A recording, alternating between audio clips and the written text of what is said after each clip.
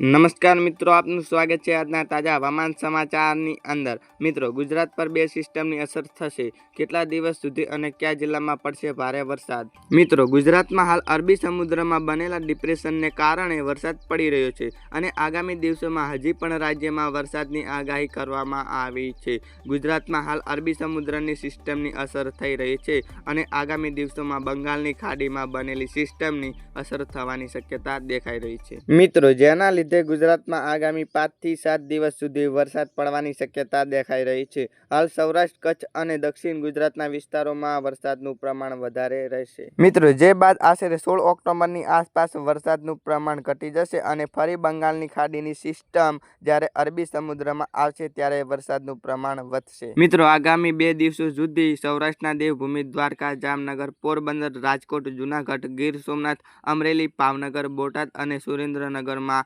વરસાદનું પ્રમાણ વધારે રહેવાની સંભાવના છે। મિત્રો, આ ઉપરાંત દક્ષિણ ગુજરાતના જિલ્લાઓમાં પણ વરસાદ પડવાની સંભાવના છે। આગામી 2 દિવસો દરમિયાન કચ્છના કેટલા વિસ્તારોમાં ભારે વરસાદ થવાની સંભાવના છે। તો મિત્રો, આજના માટે આટલું જ। મિત્રો, અમારી ચેનલને તમે લાઇક, શેર અને સબસ્ક્રાઇબ કરી દેજો। ધન્યવાદ।